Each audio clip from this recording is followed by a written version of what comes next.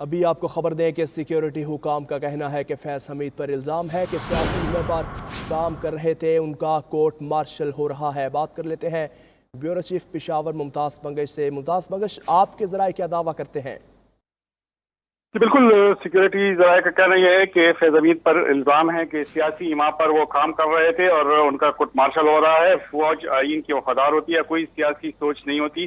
اور مودی نے بھارتی فوج کو سیاسی بنا اور مخالفین کے خلاف کارروائی کی، اور اس لیے ان کا یہ حال ہو گیا۔ ہٹلر بھی جرمنی کی فوج کو سیاسی سوچ کے تحت چلا رہا تھا اور مخالفین کے خلاف انہوں نے کارروائی کی۔ سیکیورٹی حکام کا یہ بھی کہنا ہے کہ پاکستانی فوج کے ساتھ بھی ایسے ہی کرنے کی کوشش کی گئی، اور فیض حمید بھی ذمہ دار عہدے پر بیٹھ کر مخصوص سیاسی جماعت کو اوپر لا رہے تھے، اور فوج کا حکومت میں برسر اقتدار سیاسی جماعت سے تعلق غیر سیاسی ہوتا ہے، اور ملک کی تمام سیاسی جماعتیں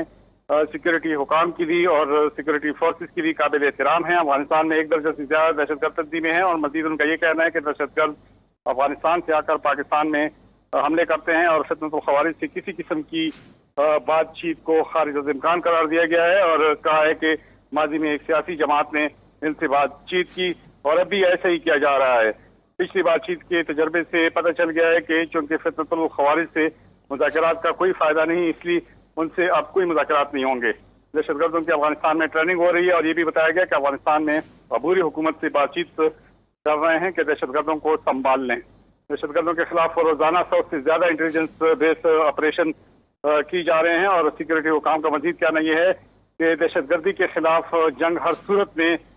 جیت کر رہیں گے، اور لکی مروت میں کرمنل گینگز کام کر رہے ہیں، جبکہ کرمنل گینگز کے خلاف بھی کارروائی عمل میں لائی جا رہی ہے، لیکن جب ان کے خلاف کارروائی ہوتی ہے تو مظاہرے کروائے جاتے ہیں۔ لکی مرمت میں فوج اور صوبائی حکومت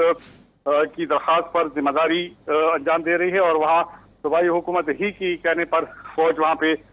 موجود ہے۔ صوبائی حکومت نے جب کہا کہ فوج لکی مروت سے واپس چلی جائے تو واپس چلی جائے گی، لیکن انہی کی درخواست سے وہاں پہ فوج موجود ہے،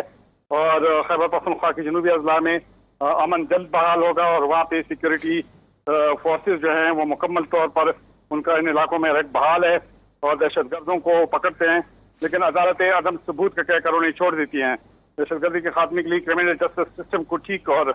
قانون کے نفاذ کو یقینی بنانا ہوگا۔ یہ وہ سب کچھ ہے جو سیکیورٹی حکام نے جو مختلف واقعات رونما ہو رہے ہیں اس کی روشنی میں یہ بتائے ہیں۔ جی ممتاز منگش، سیاسی ایما پر کام کر رہے تھے، یہ تو ان پہ الزام تھا۔ یہ بھی ہمارے ذرائع نے دعویٰ کیا کہ ان